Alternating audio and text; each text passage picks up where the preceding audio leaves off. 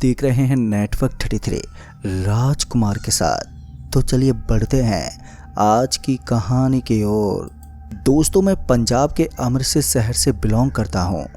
मेरा नाम विक्की चौहान है और मैं एक राजपूत फैमिली से हूँ। कहते हैं कि ज़िंदगी का मुश्किल दौर इंसान को अकेले ही गुजारना पड़ता है, क्योंकि इंसान का संघर्ष इंसान खुद करता है। मैंने भी अपनी ज़िंदगी में एक ऐसा बड़ा संघर्ष किया था जहां अगर थोड़ी बहुत भी गलतियों को मैं अंजाम देता तो शायद आज मैं ये कहानी आपको बताने के लायक नहीं होता। आज भी उस रात के बारे में सोचता हूँ तो विश्वास ही नहीं होता कि मेरे साथ कुछ ऐसा भी हुआ था। तो आइए जानते हैं शुरू से कि आखिर मेरे साथ क्या हुआ था।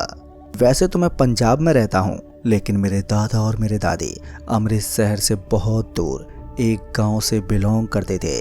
वो गांव किसी दूसरे राज्य में था और मुझे ठीक से तो याद नहीं है, लेकिन शायद उस गांव का नाम मुल्तानपुर था। और यूं ही फिर एक दिन मेरी दादी माँ की तबीयत अचानक ही ख़राब हो जाती है और वही कारण रहा कि मुझे रातों रात अपना सामान पैक करके दादाजी के गांव की तरफ निकलना पड़ा। मेरे पापा दुबई में रहकर गाड़ी चलाते थे, तो ऐसे में घर की जिम्मेदारियां अक्सर मेरे ऊपर ही आती थी। सभी कामों को मुझे ही अंजाम देना पड़ता था। ऐसे में मुझे अर्जेंटली निकलना पड़ा। हालांकि उस वक्त मुझे भी अपने दादाजी के काम के बारे में इतना कुछ मालूम नहीं था कि गांव में क्या चलता है और वो किस तरह का काम है, क्योंकि आज से पहले मैं कभी भी अपने दादाजी के गांव नहीं गया था। जब से पापा दुबई गए थे तब से हम लोग यहीं शहर में रहते थे।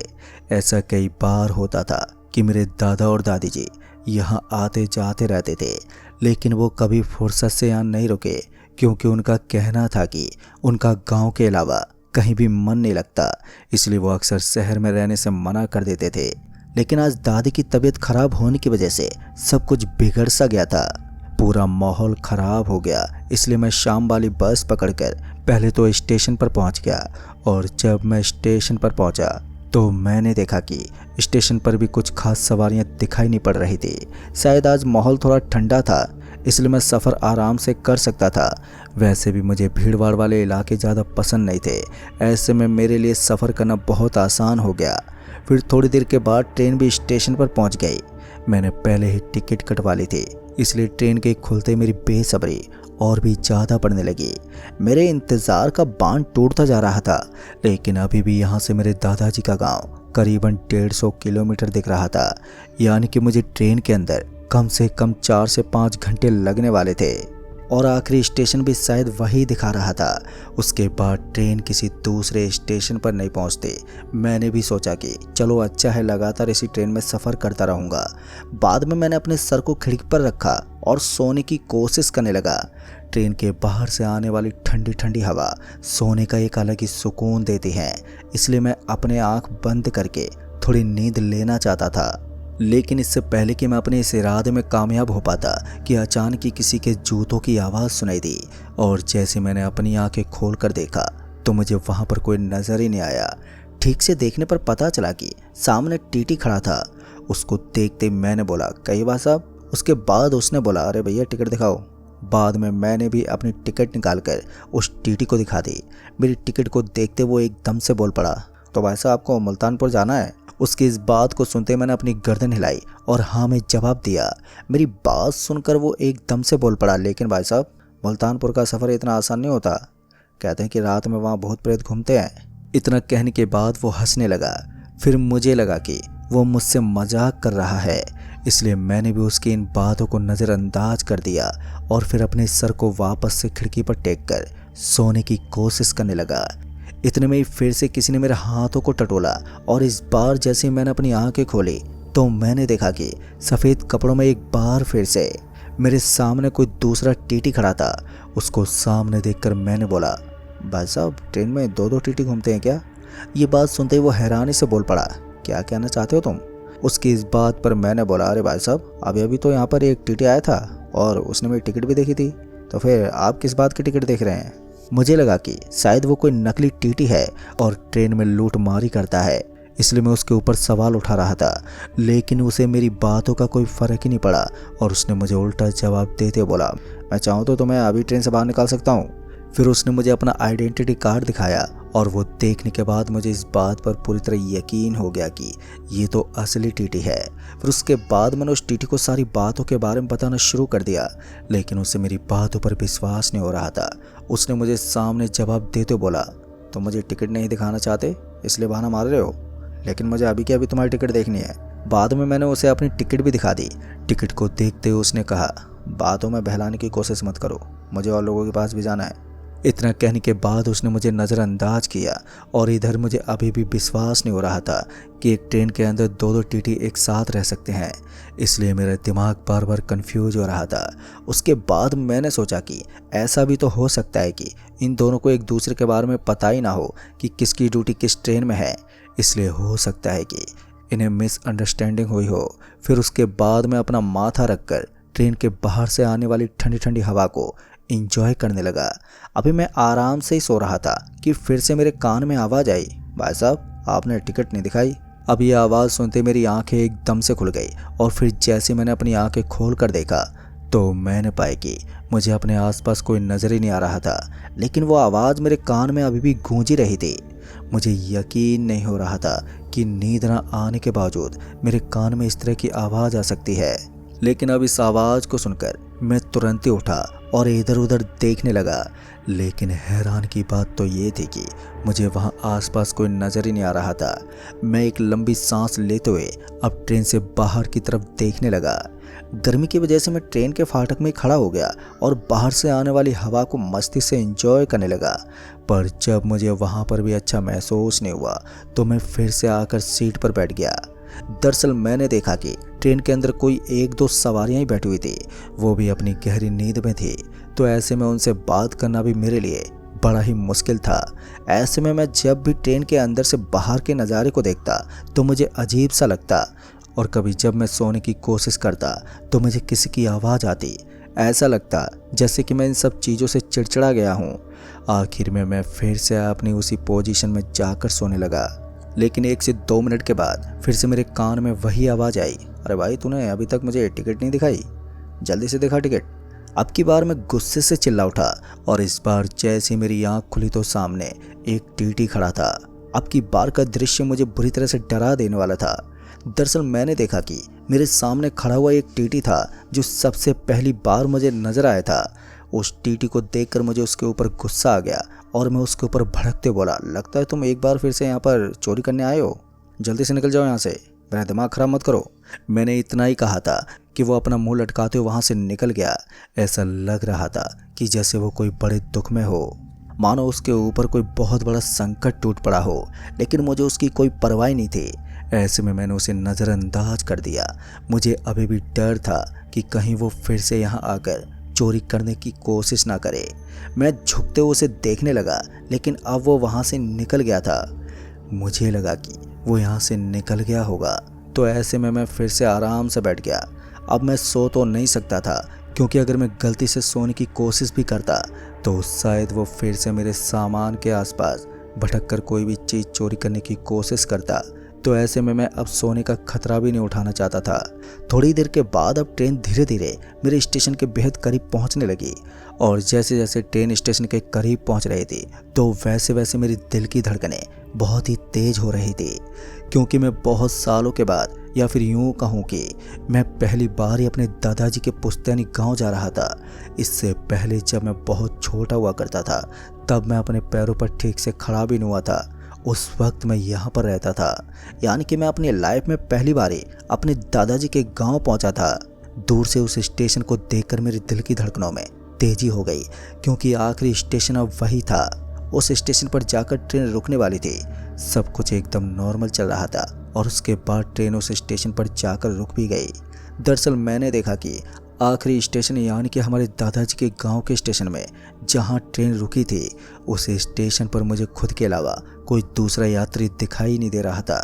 ये सच में बहुत ही हैरान कर देने वाला दृश्य था। लेकिन फिर मैंने सोचा कि शायद यहाँ से काफ़ी कम लोग सफ़र करते होंगे। इसका मतलब यही है कि एक तो यहाँ पर घनी रात हो चुकी है, और ऊपर से बहुत ही पुराना गांव होने की वजह से यहाँ के लोग सफ़र करने में उतना इंटरेस्ट नहीं रखते हैं। उनकी लाइफ एक अलग ही मोड़ पर चलती है। ऐसे में मैंने इस चीज़ के ऊपर ज़्यादा ध्यान ही नहीं दिया और मैं अपना सामान लेकर तुरंत ही उस स्टेशन पर उतर गया। जैसे ही मैं उस स्टेशन पर उतरा तो मैंने एक चीज़ नोट की कि इस स्टेशन की हर एक चीज़ बहुत ही ज़्यादा पुरानी थी। ऐसा लग रहा था कि ये स्टेशन सालों से ऐसे ही खंडर पड़ा हो। स्टेशन के इधर उधर मुझे ज़्यादा कुछ ढंग की चीज़ें नज़र ही नहीं आ रही थी। स्टेशन का कमरा भी एकदम ख़राब था। ऐसा लग रहा था कि सालों पहले इसकी मरम्मत कराई गई हो और ऊपर से यहाँ पर मुझे कोई टिकट वाला भी नज़र नहीं आ रहा था। आसान शब्दों में कहा जाए तो वो एक स्टेशन नहीं बल्कि एक शमशान घाट लगता था, पर मैंने उसके ऊपर कुछ खास ध्यान ही नहीं दिया और अपना सामान लेकर गांव की तरफ बढ़ने लगा। मेरी मम्मी ने मुझे पहले ही बता दिया था कि स्टेशन से उतरकर मुझे लगभग 1.5 किलोमीटर तक पैदल जाना है। मैंने भी अपने कदमों की रफ्तार को तेज किया और जल्दी से जल्दी रास्ता पार करके गांव की तरफ रवाना हो गया। रास्ते की तरफ बढ़ते बढ़ते पता नहीं क्यों लेकिन बार बार मुझे ऐसा लग रहा था कि कोई मेरा पीछा कर रहा है। ऐसा एहसास होता मानो जैसे मेरे कदमों के साथ साथ किसी और के कदमों की भी आवाज़ आ रही हो, पर मैं बार बार इस चीज़ को नज़रअंदाज करता रहा। आखिर में जब इस आवाज़ ने हद पार कर दी तो फिर मैंने पीछे पलटकर देखना ही बेहतर समझा। इस बार मैं जैसे पीछे पलटकर देखने लगा तो मेरी आंखें फटी की फटी रह गई। दरअसल मेरी जान हलक में आ गई थी और मैंने देखा कि ये तो वही ट्रेन का टीटी था। उस ट्रेन के टीटी को अपने पीछे आता हुआ देखकर मैं पूरी तरह से हैरान हो गया और उसके बाद मैंने उस टीटी को बोला, अरे भाई साहब तुम मेरा पीछा क्यों कर रहे हो? लेकिन मेरी बात सुनकर वो आदमी एक बार के लिए मेरी तरफ ही देखता रहा और उसके बाद उसने अपने कदमों को पीछे हटा लिया। मुझे समझ में नहीं आ रहा था कि ये किस तरह का आदमी है और ये मेरा पीछा क्यों कर रहा है। उसके बाद मैंने फिर से उस आदमी को बोला, मैंने तुझे ट्रेन से उतरते हुए तो नहीं देखा था, फिर तुम यहाँ कैसे पहुँच गए और आखिर तुम्हें मेरे रास्ते के बारे में मालूम कैसे पड़ा? मैंने इतना ही कहा था कि तभी उसने अपने हाथों से इशारा किया। उसका शरीर जो अब तक मुझे नॉर्मल नज़र आ रहा था अब वो कंपित होने लगा था और उसके बताए मुताबिक जैसे मैंने उसके इशारे की तरफ देखा तो उसके बाद तो मेरी जान हलक में ही आ गई। दरअसल मैंने देखा कि मेरे पीछे की तरफ मुझे उसी आदमी की तरह दिखने वाला हूबहू एक दूसरा आदमी भी नज़र आया, लेकिन उसका पूरा चेहरा जला हुआ था। वो दिखने में तो इतना ज़्यादा डरावना लग रहा था कि मैं अपने शब्दों में बयान नहीं कर सकता। उस टाइम पर मैं दहशत की ज़िंदगी जी रहा था। मैं किसी भी तरह से इस भयानक भरे माहौल से निकलना चाहता था, लेकिन दहशत के उस मंजर ने मुझे इस कदर अपने अंदर डुबा दिया था कि मैं चाहकर भी कुछ नहीं कर पाता। मैं उस आदमी के सामने गिड़गिड़ाकर अपनी जान की भीख ज़रूर मांग सकता था, लेकिन ऐसा करने के लिए भी मुझे उस आदमी से बातचीत करनी थी। लेकिन उस आदमी के हुलियों को देखकर तो ऐसा लग रहा था कि वो मुझसे बात करने के बजाय मेरे ऊपर टूट पड़ने वाला है। फिर मैंने उस आदमी को बोला, तुम चाहे जो भी कर लो, मैं तुम्हारी गिरफ्त में नहीं आऊँगा। इतना कहकर मैंने वहाँ से भागना शुरू कर दिया। आज मेरी विज्ञान की सारी पढ़ाई बेकार हो चुकी थी। इतने दिन से जो मैंने सोच रखा था उन सब पर पानी फिर चुका था। मुझे विश्वास नहीं हो रहा था कि मैं एक प्रेत के सामने हूँ, एक ऐसा पिशाच जो अपनी ताकत से मेरे ऊपर कभी भी कोहराम मचा सकता है। लेकिन अभी भी सबसे ज़्यादा हैरान कर देने वाली बात यह थी कि मैं उस आदमी के बगल से निकला था, लेकिन इसके बावजूद भी उस आदमी ने मेरे ऊपर कोई अटैक ही नहीं किया। वो बड़े ही आराम के साथ मुझे वहाँ से भागने दे रहा था। ये चीज़ मुझे काफ़ी हद तक हैरान कर रही थी, लेकिन मैं इस चीज़ को इग्नोर करके लगातार रास्ते पर भागता ही रहा। थोड़ी देर के बाद भागने के बाद मैं ठीक अपने दादाजी के गांव में दाखिल हो गया था। अब तक मुझे वो टीटी भी कहीं नज़र नहीं आ रहा था। सच कहूँ तो उस समय मेरे दिल को एक बार के लिए राहत सी मिली थी। मुझे लगा कि अब मेरे ऊपर से खतरा पूरी तरह से टल गया है और अब मैं आराम से बचकर अपने दादाजी के घर चला जाऊंगा।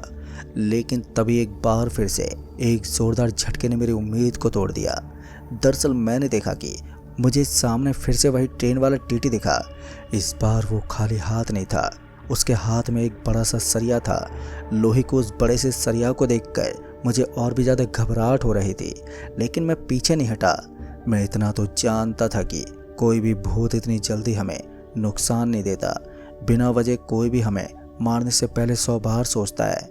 ऐसे में मैं उसके करीब से निकलना चाहता था, लेकिन इस बार मैं जैसे उसके पास गया तो उसने अपनी आंखें दिखा दी। उसकी आंखों से सफ़ेद रंग का धुआं निकल रहा था। ऐसा लग रहा था कि किसी ने उसकी आंखों में आग जला दी हो। मैं ये दृश्य देखकर एक बार फिर से वहीं पर रुक गया और उसको लताड़ने की कोशिश करने लगा, लेकिन वो तो एक भूत था। मेरी डांट का उस पर भला क्या असर होता। तो ऐसे में मैंने उससे बचने की कोई तरकीब सोची, लेकिन दोस्तों सच कहूँ तो उसके सामने मेरी एक ना चली। वो हर बार मुझे अपने सामने ही नजर आ जाता। अब की बार मैंने हार मान ली थी और थक हार कर मैंने जोर से चिल्लाना शुरू कर दिया। मैं गांव के बीच में खड़ा होकर इस तरह से चिल्ला रहा था मानो मेरे ऊपर कोई वार कर रहा है। मैं जोर जोर से चिल्लाता रहा और शायद मेरी ये चिल्लाने वाली तरकीब काम आ गई। मुझे कुछ लोग भागते हुए नजर आए जो मेरी ओर आ रहे थे। इससे पहले कि वो लोग मेरे पास पहुंचते कि उस टीटी ने एकदम से बोला, तुम किस्मत वाले हो जो बच गए, वरना मैंने आज तक अपनी दृष्टि से किसी को जिंदा नहीं छोड़ा। उसने एक बार के लिए मेरे बैग की तरफ देखा और फिर वहां से हवा में धुआं हो गया। फिर इतने में गांव के कुछ लोग भागते मेरे पास आए और जैसे वो लोग मेरे पास पहुंचे तब जाकर मेरी सांस में सांस आई। उसके बाद मैंने उन्हें अपनी इन्फॉर्मेशन दी और जैसे मैंने उन्हें बताया कि मैं प्रताप जी का पोता हूँ तो उन्होंने मुझे तुरंत ही अपने घर पहुँचा दिया। दादाजी के घर पहुँचने के बाद मैंने उन्हें पूरी बात बताई। तब जाकर उन्होंने बताया कि ज़रूर तुम्हारे बैग के अंदर कोई अल्कोहल की चीज़ होगी। तब मैंने बताया कि आते वक्त मैंने उनके लिए एक शराब की बोतल रखी थी। मेरे पापा ने एक महंगी दारू घर पर रखी हुई थी जो दादाजी को देनी थी। शायद उसी की वजह से वो ट्रेन का टीटी मेरे पीछे पड़ा था। तो दोस्तों इस कहानी में बस इतना ही। कहानी आपको पसंद आई हो तो वीडियो को लाइक शेयर कमेंट जरूर कर दें। तो मैं आपका दोस्त राजकुमार जल्द ही मिलूंगा ऐसी एक और डरावनी कहानी के साथ। तब तक के लिए बाय एंड टेक केयर।